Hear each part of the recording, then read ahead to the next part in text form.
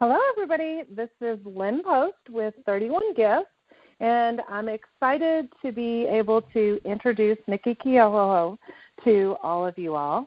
Nikki began her career as a distributor in the direct selling profession more than 35 years ago after leaving a teaching position. She's built successful personal organizations, has spoken to direct sellers at conventions around the world, consulted with hundreds of companies, and held executive positions in many direct selling companies. She co-authored the best-selling books, Build It Big and Build It Big More, 101 Insider Secrets from the Top Direct Selling Experts, and she also has contributed to many other books. She was recently named to one of the top 25 businesswomen in her home state of Hawaii, as well as one of the top 30 female entrepreneurs in America. So welcome, Nikki. Take it away. Well, thank you so much, Lynn. And Kate, I know you're on the line too. We're excited to be coming to Columbus, Ohio. We're just a few weeks away, and it's going to be a great event. First of all, looking forward to returning to Columbus. I love that city, and I love the people in it. And it's going to be great to have a variety of people at this school who have different backgrounds, and yet in a safe environment with all types of people and different challenges and different goals, and yet a safe environment where there's no cross-recruitment and nobody that is looking for to find team members at the event. We're all there for the same reason, and that is for education and support. Today is a beautiful day in Hawaii, and the sun is out, and my mountains are just shining and glowing, and I'm grateful for today, getting ready to leave to Australia this morning. So I'm, again, happy I have this time with you to talk to you about the upcoming Coach Excellence School. So I'm going to tell you where to find information to begin with. Then we're going to talk about what are you going to get out of today's call, and also to let you know that we still have a payment plan. If you go to events, all events, under events on DSWA.org, all events, you'll find Columbus, Ohio. And it tells you it's May 15th to the 17th and a little bit about the event. You can also read more about it by going to, again, the events tab. The last item on the events tab is DSWA Coach Excellence School. So you can hear more testimonials and understand a little bit about what things are like. We have 2.5 days together, which is pretty exciting, 1 to 8, 9 to 5:30, and 9 to 1. So 3 days in a row, and we are looking forward to seeing you there. The location, we're just about to pin it down. It will be somewhere near the airport. So those of you that are flying in, it'll make it convenient for you. So let's talk about what happens at the Coach Excellence Schools. What's exciting is this is a business about people, and people misunderstand what coaching is. DSWA has been teaching coaching skills for 16 years, and we launched the Coach Excellence School about 8 years ago, and we now run the school in multiple countries in multiple languages around the world, and we're so blessed that we get to be with people in our profession. The school is specific to direct sellers, yet if you had a spouse or a friend that was involved in sales and service or maybe insurance, real estate, they'll still get great value out of the school. So, again, the 3-payment plan is from March up until March 15th. So if you decide you want to go, you want to get on that 3-payment plan. And then until April 15th, we have a 2-payment plan. So get ready and get registered so that you can take advantage of those things. So today we're going to talk about what is coaching and why coaching. Coaching is the skill of moving people from where they are today to where they choose to be. In other words, it's not counseling or therapy. It's not about the past. It's about today moving forward. Coaching is utilized when someone is goaling for something, when someone wants clarity around something, or when someone has a challenge that they're facing. In the past, people thought the only time for coaching was when somebody had problems or issues. And we don't even like those words. We use the word challenges. But that's what they thought, was it was only when somebody was stuck. And no, there's a lot of times that people choose to be coached because that clarity and that moving forward action serves people very well. Now, prior to the call, I asked Lynn, what do you think are some of the things that people are looking for? And we all know we want to build leaders. To be a leader of leaders, it means you have these coaching skills. We're not responsible for the success of our team. They are responsible for themselves. We do have responsibilities as a leader, and those responsibilities are to train, to coach, to lead by example, do what we're asking people to do, follow the policies and procedures. Those are our responsibilities, but actually coaching is one of them, because people, I want you to take your two hands and put them 12 or 18 inches apart in front of you. Where that left hand is what we've taught people to do.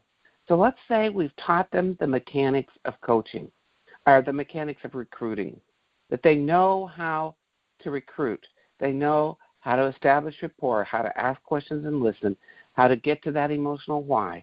They understand how to connect that why. They understand how to invite. They understand how to follow up. We've taught them the mechanics of recruiting. On the right hand, they're not recruiting. So what do most leaders do? We teach them again. Here's how to recruit. Let me give you all the mechanics. This is how to do it. Over here on this right hand, which again is about 12 inches apart, they're not recruiting still. So you, the person that brought the individual into the business, is thinking, what, are they stupid? I've told them now at least twice how to do this. And that new recruiter is thinking, I don't think I belong here. I don't know why, but I'm not successful at this. I'm not getting this. So that recruiter says, well, I'll take you with me. Come with me out to meet with people, and you're going to see how to recruit. So person still doesn't recruit. They give up. They go away. What is in this gap between these two hands, between what someone knows how to do and what they're not doing, is a bridge. And the only thing that will fill that bridge, that gap, is coaching. So telling them what to do again isn't going to do it. How many of you are sick and tired of telling people how to get bookings and they're not getting bookings? Telling them how to recruit and they're not getting recruit. Telling them how to sell and they're not selling. There is a reason that they're not doing that, and that's where coaching comes in.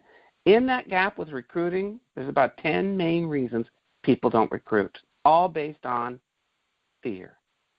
Fear of success, fear of failure, fear of I don't know what to do with them once I get them, fear of responsibility, fear of rejection, fear of I don't know enough. There's a lot of fear in that gap. And until I understand what's holding them back, until we get to that place where we can get them across the bridge, they will not have success. Direct selling profession has had a door that's been revolving for years. People come, people go. Well, the reason most people go is not because they don't know what to do and they haven't been trained. The reason they go is because they aren't doing it, and nobody knew how to coach them past those limiting beliefs. Well, it's the same thing, limiting beliefs around getting bookings. That's the fear that, gosh, then I'll have to do a party and, oh, yikes, I don't know what I'm doing. Or fear of, well, what happens if I get somebody that wants to join when I have the party? Oh, that's scary. I don't know what to do with them. There's a ton of them around bookings too. So what I'm saying to you is, if you really want to get good at this business, do you really want to retain people and have them stay the course, it's going to mean that you get good at coaching. And I will tell you, I've had people say, oh, I went to an hour-long seminar. I know how to coach. Let me say to you, I've never met one person that got coaching in one pass. And that's out of hundreds of thousands of people that we've worked with. So I know that you may think you have it because you had one course on it. I'm just asking you, what does your retention look like? What percentage of the people stay that you bring into the business? How are you developing other leaders?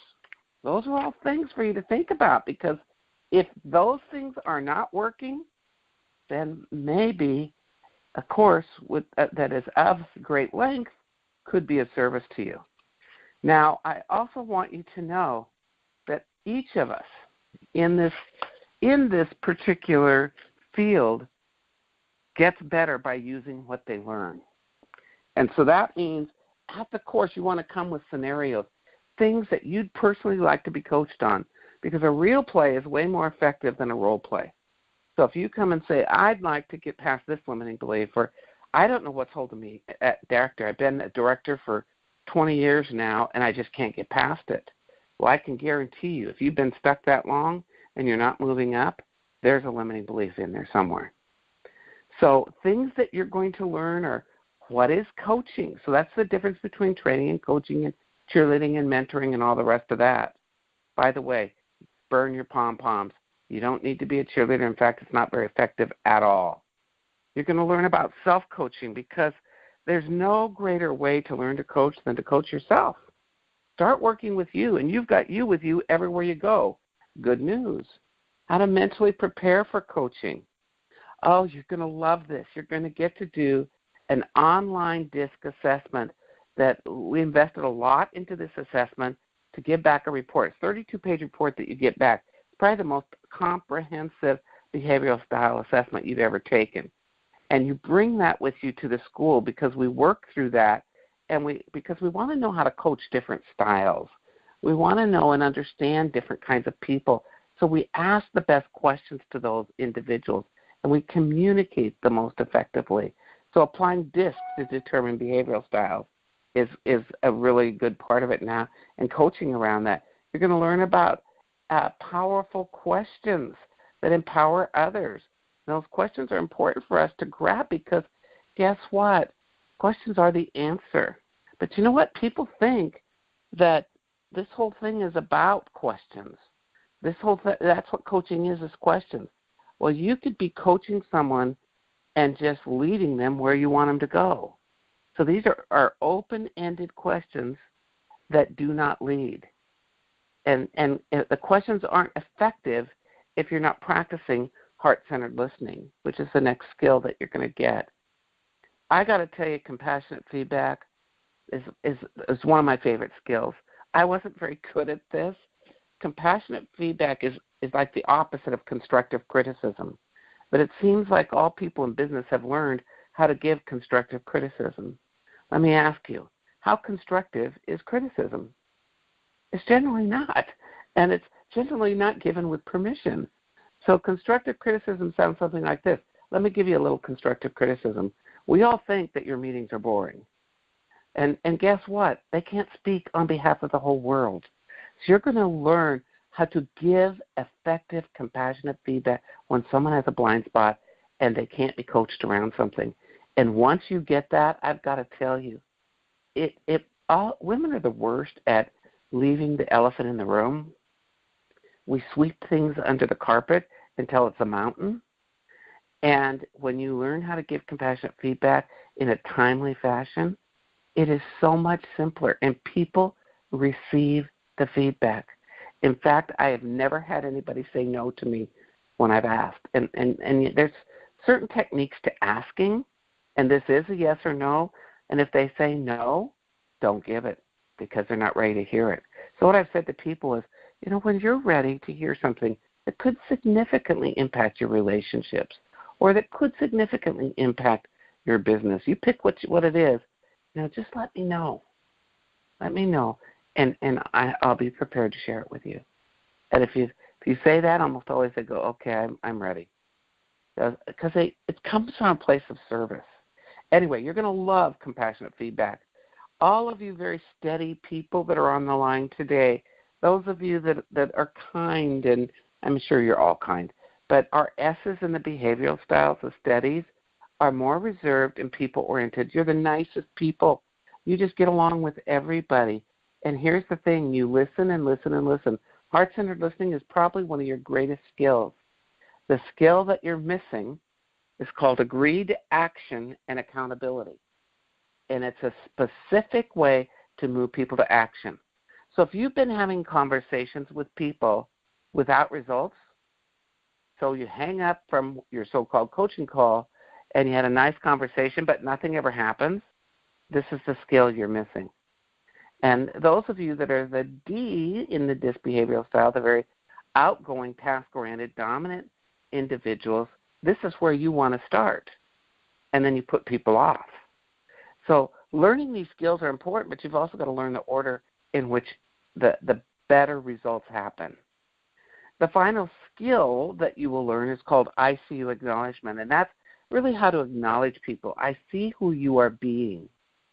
And sometimes, even with our own children, we look for the doing. Oh, you had a great game today. That was a nice home run. Versus, I just watched on Saturday. It was a big game day for our family, and we had two different soccer things going on with my two little granddaughters. Then we went to my other granddaughter's first baseball game, and then we went to our water polo match for my high school granddaughter. So we were like in the stands.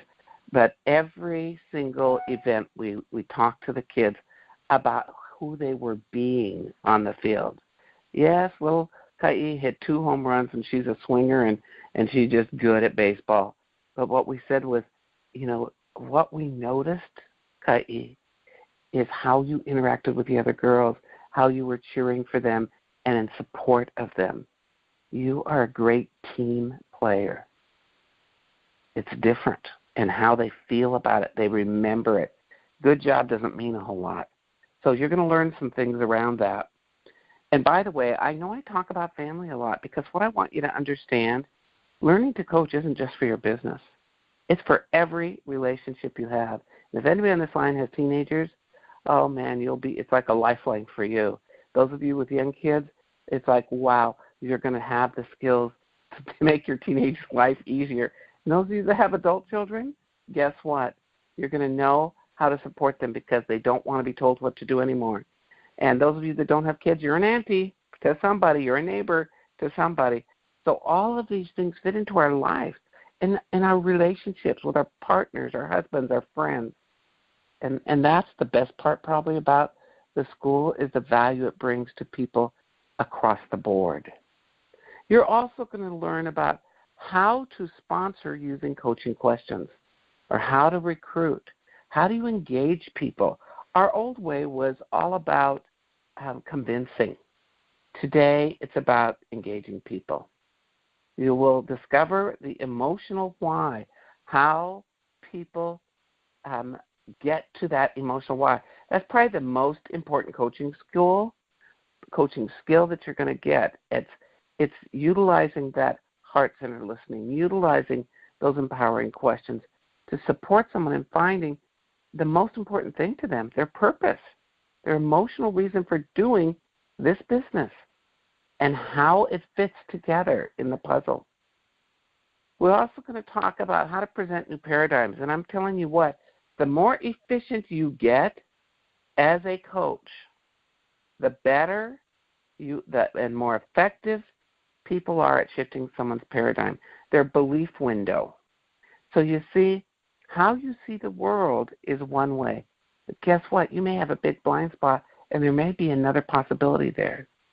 An example of that was a lady that came to school, and she just said, I talk too much, so this is going to be really hard for me. I don't give speeches because I really don't like to talk in front of people because I know I talk too much. So she had this whole big thing around she talked too much. So we asked her a question.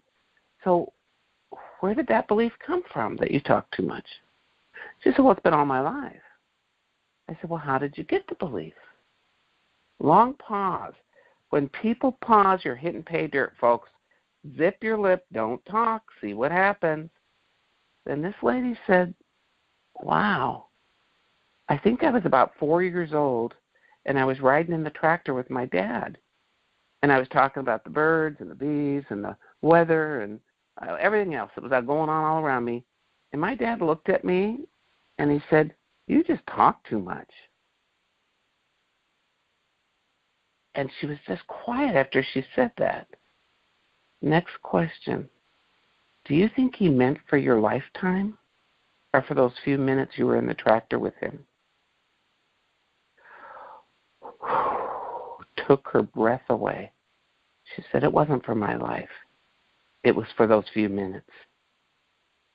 So how are you going to show up now? She said, I'm no longer going to be silent. I'm saying to you, some of us have hung on to junk in the trunk for our lifetime when there was no intent for that to be for our lifetime. We took the words of one teacher and carried that around for 50 years. So you're going to get some big paradigm shifts there, and you're going to learn how to do that for other people. You're going to get some of the mechanics of coaching, how to use the coaching call preparation sheets and some things around leadership development and questions to ask leaders in specific areas so that they have the most out of the business that they can give and receive. There's also some reference material in your binder that's about to coach or not to coach and knowing when to refer, because we're not therapists. We're not talking about, major, things like they're anorexic or that they're marriage challenges and things like that. And sometimes we get sucked into those things and we don't know how to get out of it. And if that's been the case for you, this is an opportunity for you to learn what really is our responsibility as a leader and what should be referred to someone else. You are going to be business coaches, not life coaches, business coaches. Now, we all understand that life gets in the way. We all understand that. So there are some things around life that relate to the business. But if you've been the marriage counselor, if you've been, the therapist for them, and they call you every time they want to get pumped up because you're the cheerleader, you're probably exhausted. And you see, until you learn to coach, you can't grow giant groups because it'll take everything out of you. And what I want you to understand is coaching doesn't take anything from you. I go to these conventions, and after I finish talking, I'll coach people till 2 and 3 in the morning. They wait in line for that. And why do I do that? It doesn't take anything from me because I don't own the outcome. They do. And because all I do is have the questions. I'm not there to fix anybody. They're not broken. You will discover this the better you get. Now, sometimes people come to this class 2 and 3 times because they're getting further along, half price the second time or further. They're moving and they're getting more out of it. I will tell you, come rested the first day, come prepared to learn. You'll have an opportunity to order some at a steep discount, some audio programs that once you register, you'll be able to do that. And I would recommend you listen to those things before you come and study it. If you have our Build It Big or more Build It Big books, go back to the coaching chapter and read those before you come. The more prepared you are, the more your mindset is in place, the better off you will be. Now, we have had people that have gone through huge, very expensive programs come to our school and say, you really simplify this. You make it real easy. 5 principles, 5 skills. And if you got those 5 principles and 5 skills, you can be effective as a coach. And then it just takes practice. Practice makes permanent. Practice makes progress. I don't know that there's a perfect person at coaching. You just get better. But I don't know that anybody on earth is perfect. So if you're a perfectionist, you're going to get a lot out of this class because we do talk about that, because perfectionism sets ourselves up to feel like we're not enough. And guess what? You have other people around us feel that same way. Not a good place to be.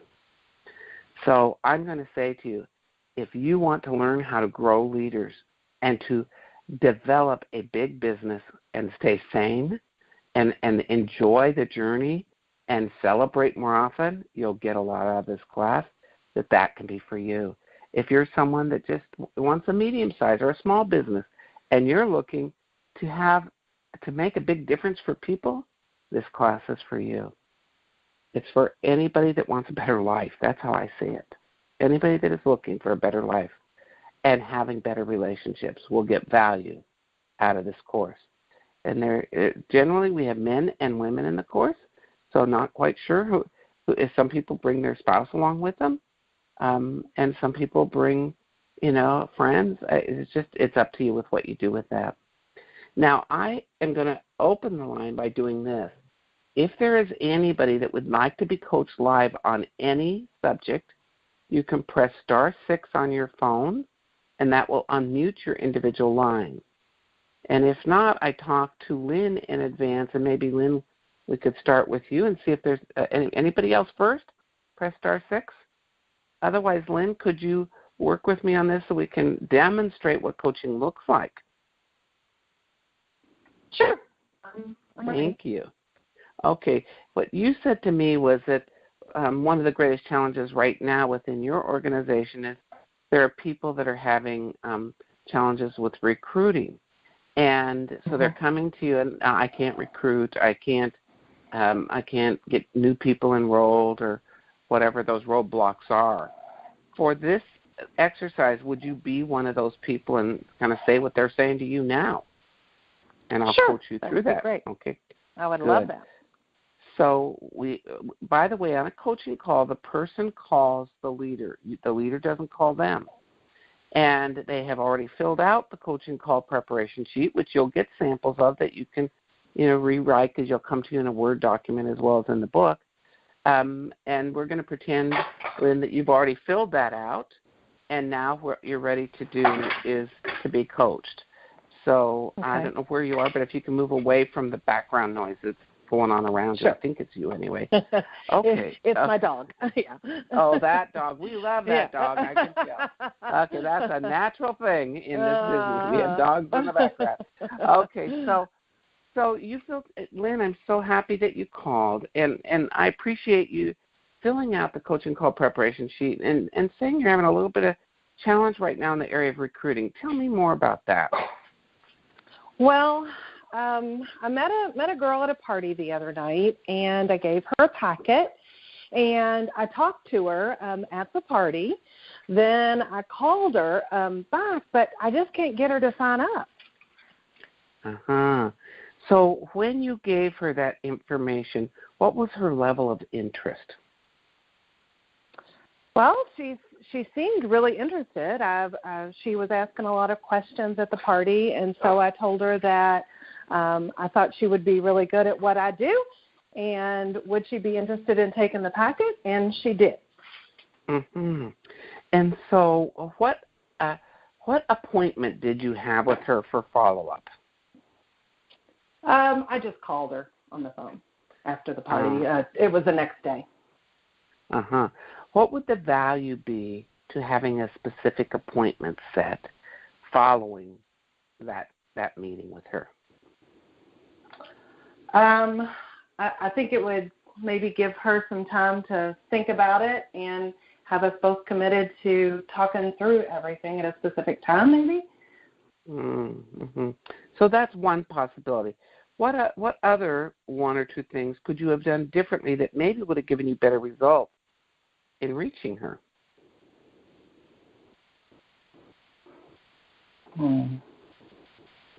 Well, I told her everything that we have. I gave her all of the information about the products that she could earn for free during her first month. I told her, she could make a lot of money selling these products because she loved them so much. I don't really know. I feel like I gave her all the information that I could to make the decision, but she just wouldn't make it. So what I heard you say several times was, I told her. What did you ask her?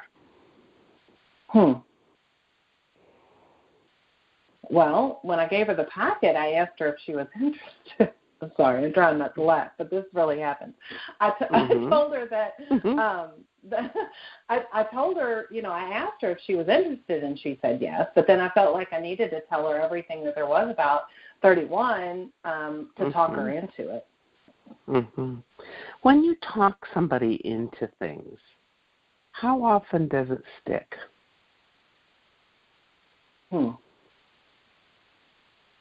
That's a really good point.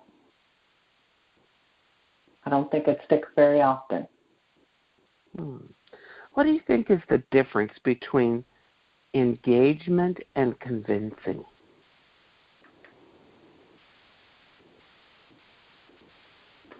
maybe with engagement, I would really be trying to see how 31 could help her more than just trying to convince her to do it.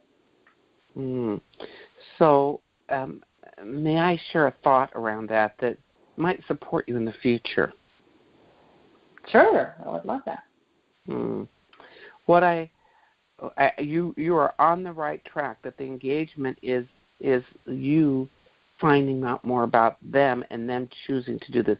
It's when people willingly walk through the door versus are drugged through the door. Which do you think feels better to a person?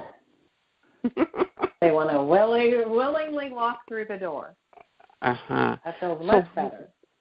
What would you want to know about her? You know, what questions could you ask her to understand her better? I think I could ask her why she would be interested in being a 31 consultant, what maybe interested her in that. So what interested her in looking at the business, okay? By the way, these things are called anchoring in their beliefs. She's speaking that out, the chances become greater that she will willingly walk through the door. So what else besides what interested her in looking at the business?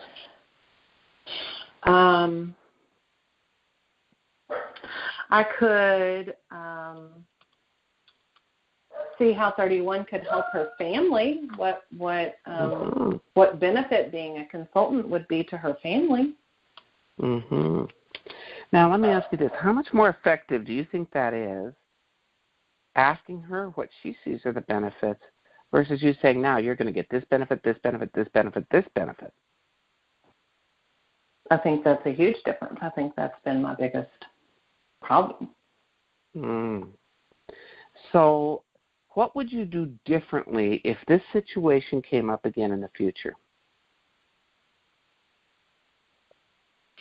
I think I would set a time to go over everything with her after I had given her the information, and then just ask her a lot of questions about what 31 could do for her, why she was interested, those types of things.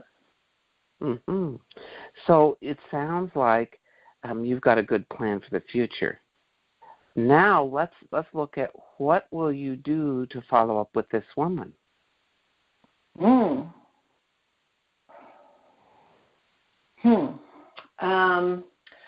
Well, I guess I could reach out to her and see if she had some time to sit down and revisit the idea of becoming a 31 consultant. So I'm going to say this right now. I listen to how she said that. I could. Just because somebody can doesn't mean they will. So if we let that slide, she's off the hook. These are the ways they hide behind safety. I could. I'd like to. I probably would. I might. Those are all ways that they're non-committal. So as coaches, we've got to listen for those key words. So what I heard you say is that you could give her another call and reconnect with her. So when will you give her another call? Well, I think based on our conversation, I could probably call her as soon as we get done here. So you probably could, or you will call her as soon as we get done here. I think I will. I'm going to pick up the phone as soon as we get done and give her a call. Okay, so you don't think you are going to do it. You see what's happening? This is habit for people. This is habit. I think I will. Well, that's not I will. You see what I'm saying? Okay. So this agreed action and accountability piece, you must have good listening skills to hear the key words to avoid commitment. And another way you can move it, if it's somebody that gets stuck in that kind of a revolving door of I could, I would, I can, I might, I think, I probably, all that stuff, is to say, on a scale of 1 to 10, how committed are you to making that call today? 10. I'm going to pick up the phone when we're done and call her. I am really excited for you. Now, we're going to debrief this because just like at the coach school, we do a lot of work in triads where we have the person being coached, the coach, and the observer. All of you that are listening in right now, you are the observers. And if you have something you'd like to share of what you observed, you certainly can do that right now. And I'm going to share a couple things that I observed. And then I'd also like you, Linda, what you noticed about that interaction. So one thing I noticed is that the question why, why do you want to be in the business? Just be careful with the question why, because if it starts with the word why, whether we mean it to or not, there is perceived judgment around that word. So why don't you have any bookings? Even if we say it nicely, why haven't you been recruiting? Well, why do you want to do this business anyway? So, and if we can say it nicely or we can say it with that judgment, it still has judgment. So we never start our questions with why. The only why we use is around the emotional why. And that's it. So we keep that out of our coaching conversations. It'll make a massive difference for you. And the who, what, when, where, how questions. You can start practicing on that now before you come to the school, and you'll see it isn't easy. Just stick those 5 words on the wall and use those whenever you're speaking with someone because they lead to open-ended conversation. And the other thing is, as you develop your listening skills, because there's all levels of listening. Heart-centered listening is the deepest listening. As you develop your listening skills, here's what's going to happen. You will learn to give listening responses. What I'm gathering is, what I'm hearing you say is, what I'm understanding from what you've said is, so that they know they've been heard. So it doesn't appear to be interrogation, because it can look like that if you don't give any listening responses. So there's a little bit of feedback around that process. Anybody else can press *6 if you have something to share. And in the meantime, Lynn, what did you discover in that interaction? I discovered that I really need to listen to every single word that they're saying to me and pay attention to that. Because here's what happens. When people give those creatively avoiding answers, ways to look like we're going to do something, they're disappointed and we're disappointed when they don't follow through with it. Yep. You know, and here's the old school way that we thought agreed action and accountability looked. When they called and said, well, I'm just not recruiting anybody. Well, if you get on the phone and you just start calling some of your past customers, some of your past hostesses, somebody will say yes. So, just start calling this week, do 10, 20 calls, and you'll get a new recruit. We think that's so true. Yeah, we think they said yes because we told them what to do. They never said yes. It's us telling them what to do. By the way, nobody comes to direct selling because they want a boss. They didn't want a job. They wanted to be an independent contractor. So they're not waiting for you to fix them. They're not broken. They're not waiting for you to give them all the answers because guess what? They want to have their own answers. So this is a whole new way of looking at how to engage people and how to empower people. Coaching is very empowering to the individual, and they become leaders of leaders because we're not constantly telling them what to do. And by the way, if we're the leader and we're the one that is always running the show, they think they got to know everything you know to be a leader, so they don't grow in leadership. It looks too hard. And it also looks like you're responsible because guess what? When you tell somebody what to do and it doesn't work, it's your fault. It's your fault. You own the bag versus them taking responsibility for their own actions. So we teach people how to treat us. I'm going to say that again. We teach people how to treat us. So in coaching, we teach people that we're there as a support system. We're not there to fix them. We're not there because we have all the answers. We're not there to do it for them. We're there to support them. In fact, while you're at the school, you're going to learn a lot of enlightened vocabulary and word choices that provide better results. And so in the meantime, start practicing getting the word help out of your vocabulary. because I'm here to help you every step of the way. Well, first of all, you can't walk with them every step of the way. You're not going to spend the night with them. You're not going to be in their house. You can't do it. So you set them up for they can lean on you for everything. And the word help, I'll tell you, you'll never attract strong people into your organization because they don't think they're helpless. And when you say I'm going to help you, what do you think? I'm helpless? So the word support is a whole different word. You're going to learn a lot of new words and the power of those words for ourselves and for other people. Just like self-coaching is so much more effective than affirmations, yet we teach affirmations till we're blue in the face. So an affirmation would be, I recruited 10 people this month. I recruited 10 people this month. I recruited 10 people this month. And all through the month you say, well, I haven't recruited anybody. Why am I don't know. That's not true. So we feel out of integrity when we do those affirmations that it's not really true that it is happening versus how can I recruit 10 people this month? What will it take for me to recruit 10 people this month? What skills must I develop to be an effective recruiter? Or what skills do I choose to develop to be an effective recruiter? Who do I know that I haven't asked yet? You see, you'll come up with those answers. Questions are the answer to personal development, growing ourselves, as well as growing others. So I've shared a lot in a short period of time. I want to make sure everybody knows again where to go, and I'll give us a little more space for Q&A at the end. You want to go to DSWA.org, events, and they're in there by date. And so 5/15, May 15th, 2017, you'll see the school that is taking place in Columbus, Ohio. I also want to make sure that you understand that there's a payment program. If you get it in before March 15th, you can make 3 payments of $335.